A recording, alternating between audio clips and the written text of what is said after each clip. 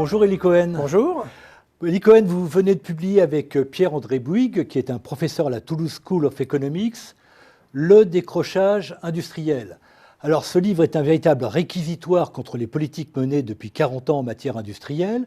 Je voudrais insister sur le fait que vous menez une analyse historique rigoureuse avec des études de cas, des études pays, une bonne connaissance du tissu industriel français, mais que c'est aussi un livre de propositions sur le thème « Comment peut-on en sortir ?»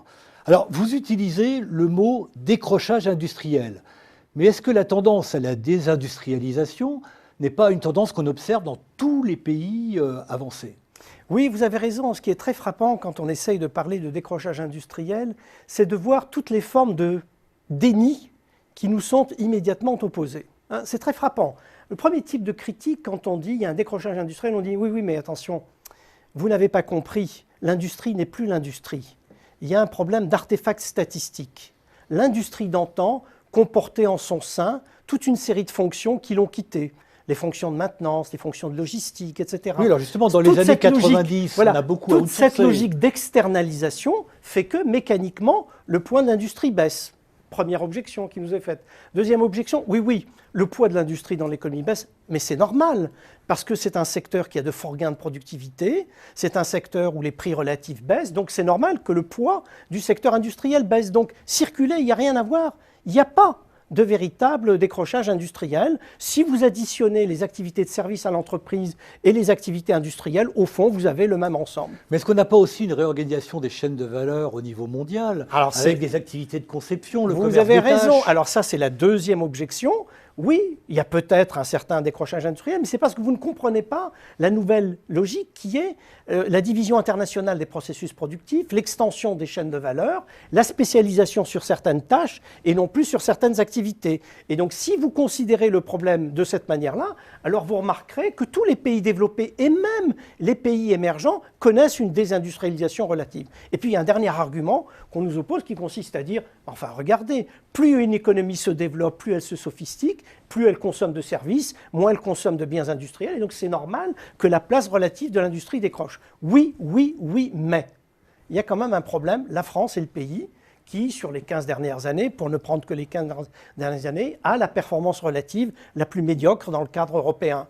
Oui, mais si on regarde sur 30 ou 40 ans, on constate que pendant longtemps, la France avait un modèle industriel relativement conquérant, dynamique, que la logique de rattrapage avait remarquablement fonctionné, et puis qu'elle ne fonctionne plus du tout. Si on regarde même secteur par secteur, on découvre qu'il y avait des secteurs, par exemple l'automobile, au début de 2000, qui était encore un secteur vigoureux, avec une entreprise comme Peugeot, qui avait une compétitivité et une rentabilité supérieure à celle de Volkswagen, qui après disparaît quasiment 15 ans après. Défendre l'industrie, ce n'est pas défendre une idée qui coule la France. Non, parler de l'évolution relative de l'industrie et dans l'ensemble européen et parmi les différentes activités qui constituent le portefeuille d'activités français, c'est une bonne question et il faut s'interroger sur les raisons de ce décrochage parce qu'il y a réellement décrochage. Alors on va y revenir, mais vous donnez une vision historique, vous montrez que la France était un grand pays industriel avec des bastions.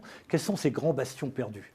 Si vous voulez, quand vous regardez ce qu'a été la logique conquérante des 30 Glorieuses, le choix qui a été fait en France, c'était d'avoir une industrie forte basée sur l'autonomie technologique. Ça n'allait pas de soi. On aurait pu imaginer une reconstruction industrielle qui se serait faite sur la base des spécialisations antérieures, etc. Non, on a voulu avoir la pleine maîtrise des technologies, des télécommunications, de l'aéronautique, de l'espace, de l'énergie, et on a constitué un certain nombre de groupes qui sont devenus les groupes porte-drapeaux. C'était l'époque de l'impératif industriel. Exactement, des grands programmes, des grands projets, avec une configuration toujours spécifique, un grand centre de recherche publique, un champion national, un exploitant national, une politique de commande publique, une forme de protectionnisme offensif, et ça a donné des systèmes qui ont permis les réussites remarquables dans le domaine des télécoms, du ferroviaire, de l'électricité, de l'aéronautique civile, avec un engagement fort de l'État, avec un engagement fort de l'État, la mobilisation de moyens financiers au service de cette ambition. Alors donc, si vous voulez, ce modèle qui était un modèle de rattrapage, d'acquisition de technologies et de naturalisation de ces technologies qui ont été importées, est un modèle qui arrive à bout de souffle à peu près au milieu des années 70. Alors on aurait pu penser qu'on allait passer à autre chose, qu'on allait passer à une économie d'innovation, qu'on allait essayer de se rapprocher de la frontière technologique, qu'on allait essayer de développer des écosystèmes productifs, qu'on allait essayer de marier les compétences en matière de recherche, d'enseignement et d'innovation produit ou d'innovation procédé pour avoir une forme de renouveau industriel. Et ce n'est pas ça du tout qu'on a eu. On a eu à partir de 84, disons, une espèce de désalignement des politiques. Si vous voulez, la politique macroéconomique est devenue une politique de la demande, systématiquement de la demande. Toute crise était une crise de la demande qu'il fallait corriger. Excusez-moi, pardonnez-moi de vous interrompre. Vous dites 84. Mais la déperdition de la substance industrielle date d'avant 1984. Oui, parce que je considérais que c'était acquis, si vous voulez. J'ai voulu faire vite. Donc, il y a eu les 30 Glorieuses. Effectivement, ça va à peu près jusqu'à 74. À partir de 74, ce qui est très frappant, donc dans la période qui va de 74 à 84, il y a une période de déroute politique. C'est-à-dire, on ne sait pas analyser véritablement ce qui se passe. On se demande si c'est une crise énergétique, si c'est une crise financière, si c'est une crise qui est due à un ralentissement du progrès technique, parce qu'on constate déjà un ralentissement des gains de productivité. Au début des années 80, milieu des années 80, on cesse de rattraper les États-Unis et on commence à décrocher par rapport aux États-Unis. Donc on est dans une forme de période d'hésitation. Mais face au choc pétrolier, l'impératif, c'est d'abord de soutenir la demande. Exactement. Alors la première réaction, c'est le soutien de la demande. Et c'est de tisser un édredon social qui permette d'amortir les chocs de cette conjoncture qui devient imprévisible. Et donc, comme vous le savez, 74-81, c'est le moment où notre État-providence connaît l'extension la plus importante. 7 points d'extension de l'État-providence, 7 points de PIB d'extension de l'État-providence. On invente à ce moment-là des dispositifs particulièrement généreux en matière d'indemnisation du chômage avec formation. Donc, on multiplie l'État social. Et vous avez raison, 79-84... Avec une modification fantastique du partage de la valeur ajoutée. Exactement. Au détriment des entreprises. Exactement. Et 79-84, c'est vraiment le moment... Vous voyez, c'est un moment qui est à cheval sur Giscard et Mitterrand. C'est le moment de la grande désindustrialisation française. C'est le moment de l'effondrement de pans entiers. Je me souviens à l'époque, je faisais un travail, j'étais au Syrie, et je regardais, je voyais les dossiers arriver. Tous les biens d'équipement sont tombés les uns après les autres. La machine textile, la machine à bois, tout le secteur des machines, la machine-outil. La rupture suivante, vous ne la mettez pas en 80-82 au moment des nationalisations, mais en 84. En 84. Qu'est-ce qui se passe en 84 Parce qu'en 84, si vous voulez, c'est le moment où on décide qu'il ne sert plus à rien de sauver des entreprises en difficulté, où on accepte leur disparition. Et où on dit c'est fini la politique des canards boiteux. C'est fini la politique des canards boiteux. On dit, bon, ce qu'il faut, c'est essayer de traiter les effets territoriaux et sociaux de ce déclin industriel. Et donc, c'est le moment où on commence à réaménager l'espace, c'est le moment où on commence à donner des moyens aux villes pour qu'elles se reconstruisent, pour qu'elles reconquièrent leur friche industrielle. C'est le moment, au fond, où on ne croit plus. Mais c'est aussi la décision de faire le pari européen, des grands projets européens. Alors, bien entendu, 84, non pas le grand projet, enfin, le grand projet politique européen, pas le grand projet économique et industriel. À partir de 84, on fait effectivement le grand pari européen et je dirais même le pari de l'économie ouverte. C'est les politiques de déréglementation, de libéralisation, de privatisation, c'est la politique commerciale dans le cadre de l'OMC, c'est en même temps le choix de la libéralisation des mouvements de capitaux. Et donc, on s'attendrait qu'ayant fait ce choix de l'économie ouverte, on assiste à un alignement des politiques macroéconomiques et des politiques sectorielles sur ce choix de l'économie ouverte. Et on constate pas du tout. On constate qu'on continue les mêmes politiques macroéconomiques, on continue à tenir un discours de politique industrielle qui n'embraye plus sur rien. Souvenez-vous, en 86, quand Madeleine arrive rue de Grenelle, il dit « Je ne suis plus le ministre de l'Industrie, je suis celui qui va animer le Grenelle Consulting Group ». C'est-à-dire une instance de conseil aux entreprises. Donc, plus de stratégie industrielle, plus de politique industrielle, démantèlement également de toute la galaxie du Trésor. Vous vous souvenez que pendant les 30 ans d'économie de financement administré, on avait créé toute une série de guichets spécialisés pour l'innovation, pour le financement à long terme, pour le redressement des entreprises en difficulté, pour les technologies innovantes, pour les exportations. Enfin bref, on avait développé tout un appareil avec toute une série de guichets spécialisés et on referme progressivement tous ces guichets spécialisés au nom de la nouvelle politique de la concurrence, de la nouvelle politique des aides publiques, etc. Alors on va voir un nouveau tournant avec la crise de 91-93, crise très très importante, et vous placez le nouvel point d'inflexion en 1994. Oui, sortir de cette crise. Après les dévaluations de la livre, de la pesette et de la guerre italienne. Alors, à partir de là, on va faire... Et la réunification allemande. Exactement. Alors, justement, la réunification allemande nous donne un ballon d'oxygène absolument formidable, parce que, si vous voulez, notre maître étalon, qui était l'Allemagne, à laquelle on se comparait en permanence, va connaître des difficultés. Et puis, en plus, on va avoir une période de répit en matière de taux de change. Donc, on va retrouver rapidement nos démons habituels, c'est-à-dire la politique qu'on pratiquait traditionnellement. Et on ne va pas saisir cette opportunité pour essayer de reconstruire quelque chose. Et pour essayer de bâtir ce nouveau modèle, au fond, d'une économie qui doit miser davantage sur la diversité de ses activités, sur la montée en gamme, sur la spécialisation dans un certain nombre de secteurs pour lesquels nous avions des avantages comparatifs. Et au fond, on va gaspiller tous ces atouts en laissant aller au fil de l'eau l'ensemble du secteur industriel et en continuant à pratiquer une politique macroéconomique qui, objectivement, va desservir le secteur industriel. L'un des plus beaux épisodes, c'est l'épisode de la cagnotte, si vous voulez. C'est absolument étonnant. Sous Jospin. Sous Jospin. Voilà une situation dans laquelle on aurait pu se dire, enfin, on a une croissance forte. Donc la croissance forte va nous permettre de commencer à relâcher la pression de la dette et à redéployer les moyens, au besoin en essayant d'avoir une stratégie d'investissement pour consolider nos points forts et pour faire des avancées dans des domaines où nous avons des points faibles notoires, comme par exemple l'enseignement supérieur, la capacité à transformer de la recherche en innovation et en entreprise. Donc en gros, ce qu'on a fait avec le programme Investissement d'avenir 10 ans plus tard, qu'on aurait pu essayer de faire à ce moment-là pour essayer de stopper l'hémorragie industrielle. Alors pendant toute cette période, et vous le soulignez dans votre livre, on a sans arrêt des boucs émissaires. La mondialisation, l'euro, c'est la faute à l'euro, il est trop fort. C'est le coût du travail. Beaucoup, très souvent, ça revient très souvent. Absolument. Le coût du travail, les délocalisations, la financiarisation. La Chine ne joue pas le jeu. La compétitivité hors coût, la structure...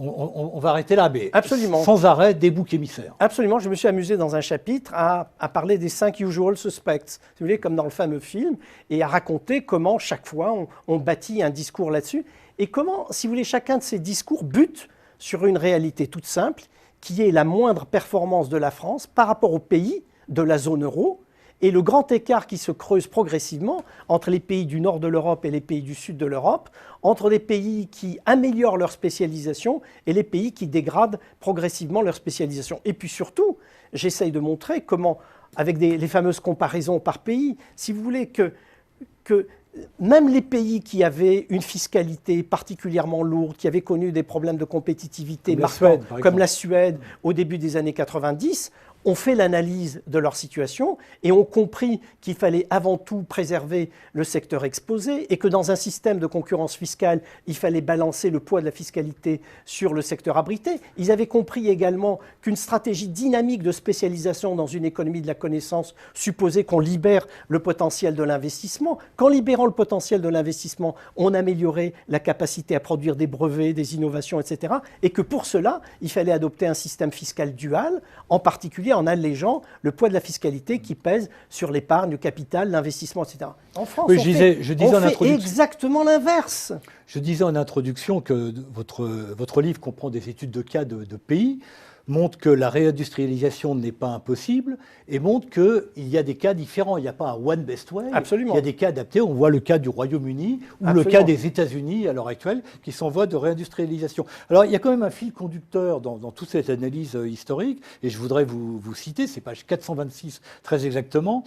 L'industrie française a été la victime collatérale d'une politique économique qui a perdu sa cohérence depuis que la France a fait le grand saut de l'ouverture commerciale et de l'intégration européenne, sans en tirer les conséquences nécessaires en termes de spécialisation et de compétitivité. C'est bien ça le cœur de votre réflexion. Tout à fait. C'est-à-dire que le grand débat que nous avons sur l'Europe, à mon avis, est toujours basé sur une fausse prémisse. En 1984, on a fait le choix de l'Europe. On aurait pu faire un autre choix. Mais on a fait le choix de l'Europe. À partir du moment où on a fait le choix de l'Europe, on savait qu'on se privait, 1, de l'arme de la dévaluation, 2, de l'arme de la pleine maîtrise du budget, 3, qu'en même temps, en matière de politique concurrentielle et en matière de politique de commerce extérieur, nous avions remis les clés de l'appartement à des instances supranationales. Donc il y avait un certain nombre de conséquences à tirer. Et ces conséquences, elles ont été tirées dans d'autres pays. C'est-à-dire qu'il fallait mettre en mouvement ce secteur des PME, PMI, il fallait leur permettre de grandir, il fallait mettre en place une réglementation et une fiscalité qui favorisent le développement. Au lieu de ça, on a multiplié les obstacles et les choses-trappes. Je me souviens, quand j'ai fait un travail sur la fiscalité il y a quelques années, j'ai découvert ces impôts qui pèsent sur le cycle de production. J'aurais dû le savoir. Mais vous savez, l'accumulation de toutes ces taxes, la taxe transport, la C3S, la taxe, enfin toute une série de taxes, et j'avais calculé en 2010 que ça représentait 32 milliards d'euros par rapport à un impôt sur les sociétés qui représentait à l'époque 50 ou 55 milliards. Cette idée d'une taxation du cycle de production avant même qu'il n'y ait aucun résultat de produit était quelque chose d'assez étrange et qui contribuait effectivement à affaiblir la capacité des entreprises à investir dans l'innovation, dans la recherche, dans l'effort d'exportation. On a vu également comment se réduisait le nombre de nos exportateurs. Donc, alors on sent, Elie Cohen, que votre diagnostic est très sévère. Vous utilisez même le mot débâcle. Alors que faire? Dans certains secteurs. Que faire? Que faire? Eh bien, je dis qu'il y a trois possibilités. Il y a la stratégie du fil de l'eau. On peut continuer comme ça, on laisse faire, et là on descend en marche d'escalier et on va vers une spécialisation qui est une spécialisation faiblement industrielle avec une gamme d'activités assez large et un poids des services à la personne important. C'est un scénario d'appauvrissement relatif. Peut-être voilà. Un peu l'aéronautique. Voilà, le tourisme, l'aéronautique, le luxe, et puis pour le reste une industrie qui continue à partir en quenouille. Il y a un scénario dit de réindustrialisation où on se dit non, on veut renouer avec l'idée d'une grande industrie, mais par définition, je dis que l'industrie d'aujourd'hui... Mais autour des grands groupes. Autour des grands groupes. Un néocolbertisme avec des champions nationaux. Voilà, mais je dis que cette industrie n'est en même temps pas la même, parce qu'on voit bien tout ce qui change avec l'industrie 4.0, avec les nouvelles technologies de production, avec les nouveaux secteurs d'expansion, dans le numérique, dans les sciences de la vie, etc. Et puis plus personne ne peut maîtriser toute une filière. Absolument. Certainement pas un pays comme la France. Absolument. Mais en tout cas, on peut se donner ce type d'objectif. Et je montre dans le livre quelles sont les conditions, notamment en matière institutionnelle, en matière réglementaire, en matière fiscale, qui peuvent permettre ça. Et puis, il y a ce que j'appelle la stratégie de l'économie créative, qui est le scénario que je préfère, qui consiste à dire, au fond, il faut accepter l'idée que la France n'est pas une très grande nation industrielle, mais que c'est un pays qui a un portefeuille d'activités assez varié. Qu'au fond, nous sommes assez performants dans les produits de luxe, dans le tourisme, dans l'énergie, dans les entreprises d'économie de matière, l'environnement, comme nos grandes entreprises de l'eau et du traitement des déchets. Nous sommes également bons dans un certain nombre de secteurs industriels. Vous avez mentionné l'aéronautique. Nous pouvons reconquérir des positions perdues dans l'agroalimentaire, parce que l'une de mes surprises, ça a été de découvrir à quel point notre modèle agricole était complètement à côté de la plaque avec ses restes de vision intensive, industrielle. Les Allemands nous ont pris les parts de marché dans l'agroalimentaire. Moi-même, j'ai été surpris de constater que nous étions le deuxième exportateur il y a une dizaine d'années, que nous sommes fait dépasser par l'Allemagne, par les Pays-Bas. J'ai découvert en lisant, parce que je ne suis pas du tout un spécialiste de ces problèmes-là, comment il y avait une industrie massive qui s'était développée dans les anciens Länder de l'Est avec les grandes exploitations laitières, porcines, etc. Comment il y avait eu un aval qui avait été développé. Et en gros, comment dans les commodités agricoles, nous avions été complètement battus. Et à côté de ça, il y avait quelques éléments de spécialisation, justement, basés sur les idées de terroir, de produits bio, de qualité. Au fond, la tradition de luxe qui était la tradition française, comment on a peu investi dans ce domaine-là et comment dans les rares domaines où on investit, sauf voilà, dans le vin, les vins et spiritueux, on avait été capable de performer. Alors, si on prenait cet axe de l'économie créative, oui. Quelles sont les mesures à prendre? Il y a toute une série de mesures à prendre. D'abord, en matière d'organisation du marché du travail. Parce que l'économie créative, c'est l'économie du risque maximum. C'est une économie du risque, et donc c'est une économie qui rémunère le risque. C'est une économie de la mobilité. C'est une économie où on doit pouvoir changer d'orientation rapidement, donc où les cadres sociaux rigides qui existent actuellement sont un poids considérable. C'est toute la culture sociale française des 50 dernières années qu'il faut remettre en cause. C'est une économie où on doit abattre les cloisons entre les mondes de la recherche, les mondes de l'université, les mondes de l'entreprise, et on doit permettre des circulations et des brassages beaucoup plus importants. c'est une économie dans laquelle l'ancrage territorial est important et donc on doit arrêter les guerres picrocollines auxquelles on assiste dans les pôles de compétitivité actuellement entre les différents financeurs. C'est une économie où on a une chaîne de financement des différents stades de la vie de l'entreprise qui soit complète, alors qu'aujourd'hui on a des choses qui marchent bien sur l'amorçage, mais après on ne sait plus accompagner les entreprises. Donc dans le livre, je cite domaine par domaine toutes les réformes et les avancées qui seraient nécessaires pour nous mettre sur la voie de ce type d'économie. Mais on voit bien que d'autres pays par exemple, réussissent. en matière de fiscalité, ça concerne aussi bien la fiscalité des entreprises que la fiscalité des actionnaires? Bien entendu, si vous voulez, moi le modèle suédois me séduit par son intelligence. Que disent les Suédois? Ils disent que c'est vrai que dans une première analyse, on pourrait considérer qu'il faut taxer de la même manière les revenus du travail et les revenus du capital. Et d'ailleurs, c'était leur politique. Et puis ils ont dit non, les revenus du capital et les revenus du travail, ce n'est pas la même chose. Les revenus du capital, ça a 3 caractéristiques. Premièrement, ça a déjà été taxé. On pourrait dire, OK, ça a été déjà taxé, mais on peut taxer doublement. Ils disent, OK, mais dans ce cas, il y a un problème de concurrence fiscale. Lorsque les pays alentours pratiquent une taxation différente de la vôtre, vous avez intérêt à vous aligner si vous ne voulez pas perdre en la matière de l'investissement. Et puis surtout, troisièmement, ils disent l'investissement génère des externalités positives. Et donc, il faut que vous teniez compte de ça. Et si vous voulez développer la localisation des investissements chez vous, notamment dans les secteurs de l'économie de la connaissance, il faut créer un cadre fiscal attractif. D'où l'idée de la taxation duale et donc d'un traitement différencié de la taxation du capital et de la taxation du travail. Et donc, juste un mot sur ce point, ça veut dire un grand basculement de la fiscalité sur la consommation. Exactement, et sur l'environnement. Les deux grandes caractéristiques, ça a été effectivement de balancer la taxation sur la consommation et l'environnement. Pour conclure, Elie Cohen, je voudrais juste reprendre... Mais en même temps, vous pouvez avoir un impôt sur le revenu très progressif. Donc l'exigence de justice sociale est remplie. La question pertinente, c'est qu'est-ce qui est abrité et qu'est-ce qui est exposé. Pour conclure, je voudrais reprendre une de vos phrases et vous la faire commenter. Vous dites, tout à la fin du livre, la France, curieusement, a été victime de son état fort. Ben oui, parce que si vous voulez, moi je crois beaucoup à la théorie des avantages comparatifs institutionnels. Pendant les années des 30 Glorieuses, le fait qu'on ait un État jacobin, colbertiste, fortement organisé, avec une logique de rattrapage et une forme de gosse-plan civil, avec une élite homogène qui circulait, ça avait une cohérence et ça marchait. Et ça marchait en même temps parce qu'il y avait une cohérence avec la politique macroéconomique et avec la situation de reconstruction, avec également les gains de productivité qui étaient liés aux migrations et à l'importation de technologies et à la disposition d'une énergie bon marché. Donc ce système-là a remarquablement fonctionné. Le problème, comme je vous l'ai dit, à partir de 1974, on ne sait plus où on habite. À partir de 1984, on fait véritablement le choix européen. Et ce choix européen, on n'en tire pas de conséquences. Et du coup, l'État, cet État très développé, devient un État de régulation, un État de contrôle, un État de tutelle, et un État qui passe son temps à gérer ces conflits internes. Je suis très frappé par le fait que même lorsqu'on prend des impulsions fortes, comme par exemple avec le plan Rocard-Juppé, le programme d'investissement d'avenir, je suis très frappé de voir comment, mettant en place des dispositifs qui doivent notamment accélérer les transferts, accélérer les financements, lorsque ces politiques sont prises en charge par les administrations rivales et concurrentes, ça alourdit, ça ralentit, ça patine, et ça fait que l'idée de financer l'innovation, c'est-à-dire la réactivité et la rapidité nécessaires, sont perdues de vue. Bien, Elie Cohen, je vous remercie de ces explications sur le décrochage industriel et puis aussi le moyen d'en sortir. Merci encore.